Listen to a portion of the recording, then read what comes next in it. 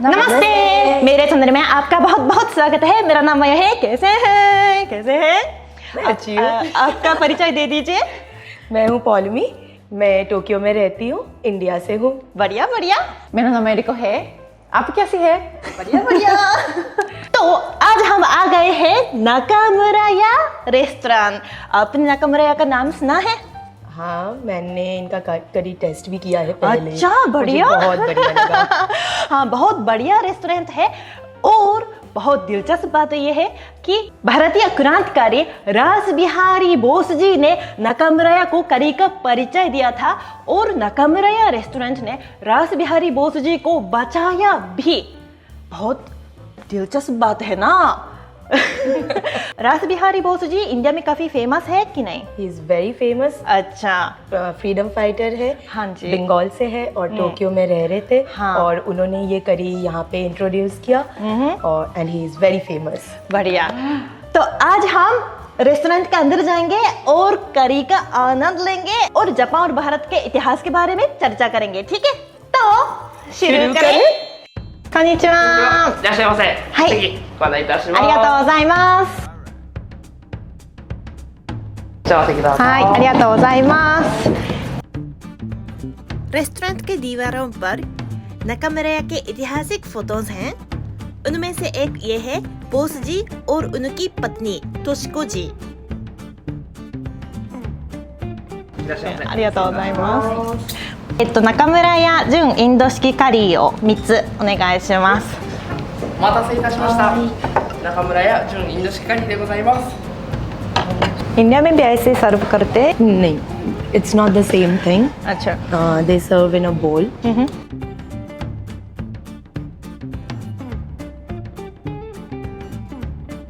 いただきます。いただきま How す do。you say いただきます in Hindi?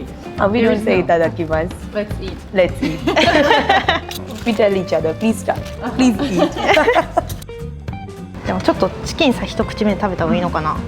मैं सच्ची में पहली बार नाकामुराया करी खा रही हूँ तो पता नहीं स्वाद कैसा है, लेकिन ट्राई करूंगी।いただきます。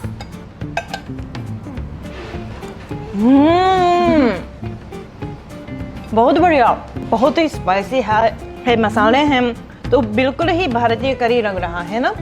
और आपको कैसा लगता है? मुझे बहुत अच्छा लगा ये खा के। ये जो आलू आप देख रहे हैं ये जनरली बंगाली करीज में आपको मिलेगा क्योंकि Bengalis are a fan of aloo. So you can understand कि ये करी आया है बंगाल से क्योंकि रासबिहारी बोस भी बंगाल से थे। なんか見た目が普通のカレーだから普通の日本のカレーかと思ったらなんかスパイスがすごい細かい。でもなんか初めて食べた感じします。और आश्चर्य बात यह है कि ये जब शुरू हुआ था तभी बाकी करी का प्राइस तो लगभग 10 सेंट। अभी तो येन चढ़ता है, पहले तो इससे नीचे का जो येन से नीचे सेंग का नाम से कुछ चढ़ता था और 10 सेंट में नॉर्मल करी बेचा जाता था। लेकिन ये करी जो है 80 सेंट में बेचा गया था। बहुत महंगा था, फिर भी लोग खाने के लिए आते थे। So you make this kind of curry in the house? We do. Yeah? So this is generally called murgir jhol. You will get this smell from any Bengali household. Yeah. If you pass through the streets, from every household you will get this smell. Why Sunday? Yeah. Because it's an off day, everybody eats lunch together. So that's the day they get to cook everything that is very popular. Okay, that's interesting. और ये तो मुर्गी का करी है और मुर्गी ही इस्तेमाल किया जाता है, यानी कि जापान में अलग तरीके से जो जापानीज करीज होते हैं उनमें कुछ ना कुछ जैसे कि पोर्क का एक्सट्रैक्ट होगा, कुछ अलग मांस का भी इस्तेमाल किया जाता है। इसलिए भारतीय लोगों के लिए कभी कभी थोड़ा चिंता हो जाता है ना, लेकिन इसमें मुर्गी ही इस्तेमाल की जाती है। इसलिए भारतीय लोग भी अगर मुर्गी खाते हैं तो आराम से खा सकते हैं। तो शाकाहारी लोगों के लिए कोई ऑप्शन नहीं है क्या? हे चिंता मत कीजिए, नाकामुराया में तरह तरह के रेडीमेड करीज भी मिलते हैं और कुछ वीगन ऑप्शंस भी हैं। पता नहीं भारतीय लोगों को ये स्वाद कैसा रहेगा, तो जरूर ट्राई कीजिए। ठीक है, अब देखेंगे रास बिहारी बोस जी आखिर कौन थे और उन्होंने क्या क्या किया। बोस जी का जन्म भारत के बंगाल में हुआ था और वे ब्रिटिश औपनिवेशिक शासन के दौरान छोटी उम्र से स्वतंत्रता आंदोलन करते थे।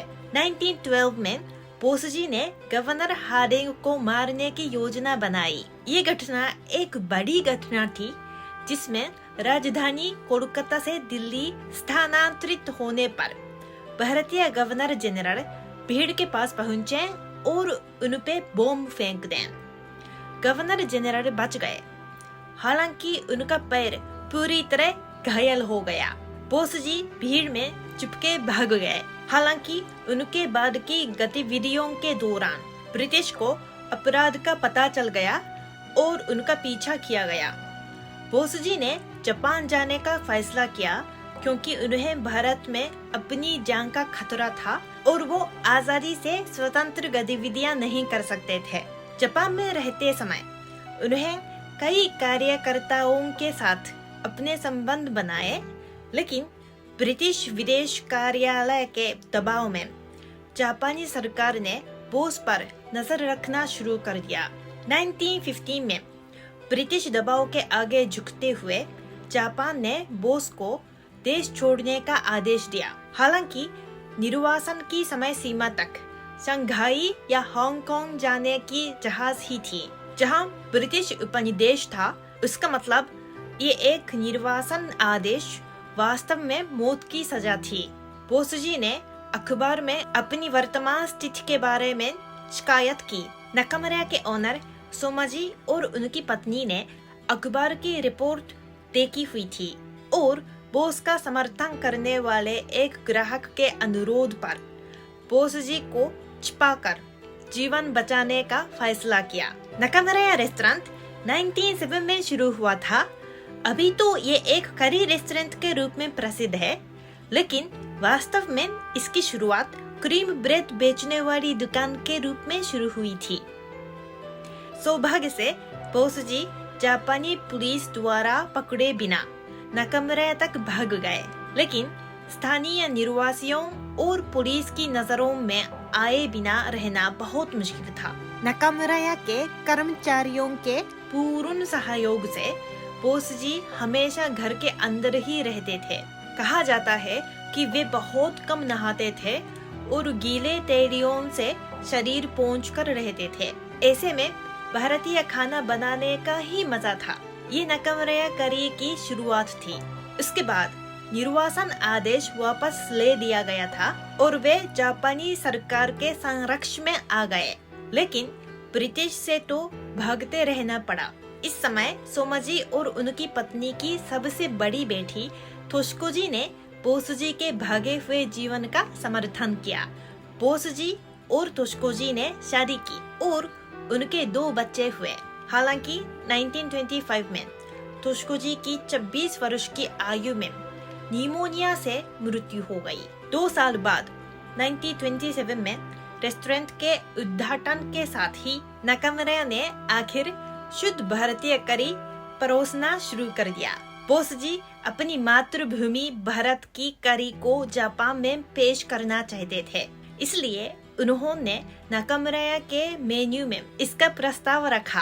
पूरी तरह से भारतीय सामग्री के चिपके रहने के अलावा नाम करे नहीं बल्कि करी रखा है। बोसजी के लिए ये शायद ब्रिटिश विरोधी और भारतीय स्वतंत्रता आंदोलन का एक अलग रूप रहा होगा। अभी तो चाय आ गई है। बहुत मसालेदार वाली चाय है। これ私飲んだことある。どこで飲みました？ネパールとインドで飲んだことある。इंडिया भारतीय चाय जैसी बहुत मसाले हैं और जिंजर भी हैं, लेकिन चीनी तो जापानीज लोगों के लिए थोड़ा सा कम डाला हुआ है, इसलिए मेरी पसंदीदा चाय है। आपको कैसा लगा? ये नकामुरा रेस्टोरेंट जापान में काफ़ी प्रसिद्ध है और अगर आप जापान में आ रहे हैं तो ज़रूर खाइएगा, क्योंकि यहाँ तो भारत और जापान का इतिहास का एक रेस्टोरेंट है, आपको आना पड़ेगा, ठीक है। और एरिको जी, आपको कैसा लगा आज? どうでしたか? How was it? It was really good. Actually, this was the first time for me to eat Nakamura curry, and I was a little bit surprised of the taste and everything. And it was good to know the history. Actually, was very interesting. Thank you very much, Maya. Thank you so much. और उम्मीद करती हूँ आपको अच्छा लगा होगा। अगर आपको ये वीडियो अच्छा लगा तो लाइक और सब्सक्राइब जरूर कीजिए। मेरे वीडियो देखने के लिए बहुत बहुत धन्यवाद। और एरिको जी के पास भी एक यूट्यूब चैनल है, वो भी जरूर चेक करना, URL नीचे डिस्क्रिप्शन में है, ठीक है? तो And then next time I will take you to the Indian restaurant. Yes yes yes, अगली बार भी और एक ऐतिहासिक भारतीय रेस्टोरेंट है, हम वहाँ साथ में जा रहे हैं। एरिको जी मुझे लेके जा रहे हैं, तो वो भी जरूर देखना, इंतजार करना, ठीक है? फिर मिलेंगे।